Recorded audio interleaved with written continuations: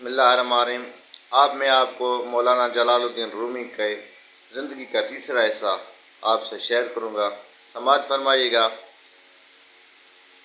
پھر جب مولانا روم رحمۃ اللہ علیہ ایک عظیم الشان اجتماع سے خطاب کرنے کے لیے کھڑے ہوئے تو اچانک ایک شخص مجمع سے اٹھا بآواز بلند کہنے لگا، محترم مولانا، آپ اپنے پسندیدہ موضوع پر ہفتوں اور مہینوں کی تیاری کے بعد تقریر کرتے ہیں، یہ تو کوئی کمال نہیں ہے۔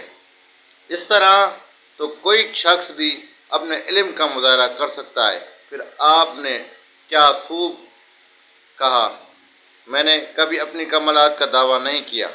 مولانا روم رحمۃ اللہ علیہ نے بڑے تحمل سے جواب دیا، تو ایک ادنیٰ طالب علم ہوں اور میری زندگی کا مقصد مخلوق خدا کی خدمت، اور ویسے اگر آپ اپنی طرف سے کسی موضوع کا انتخاب کر لیں تو میں اس موضوع پر بھی تقریر کرنے کی کوشش کروں گا۔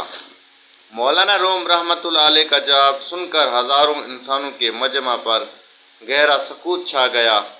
وہ شخص دوبارہ اٹھا اور منصوبے کے مطابق اس نے کہا، مولانا، آج آپ سورہ الضحیٰ کی تفسیر بیان کریں۔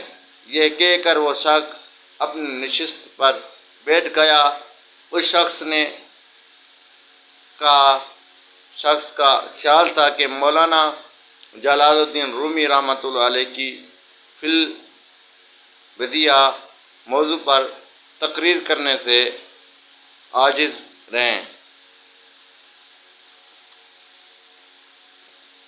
رہیں گے، اور پھر ہزاروں انسانوں کی موجودگی میں ان کی محترم شخصیت ایک تماشا بن کر رہ جائے گی۔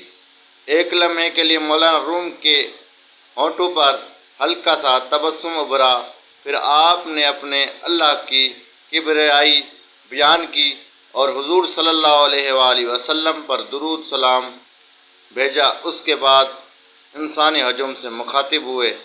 قرآن کریم کی اس سورہ مقدسہ میں استعمال ہونے والا پہلا حرف واو ہے۔ میں اسی حروف مقدس کی تشریح کروں گا۔ یہ کہہ کر مولانا روم نے اپنی تقریر کا آغاز کیا، پھر مسلسل 6 گھنٹے تک صرف اس بات کی وضاحت کرتے رہے۔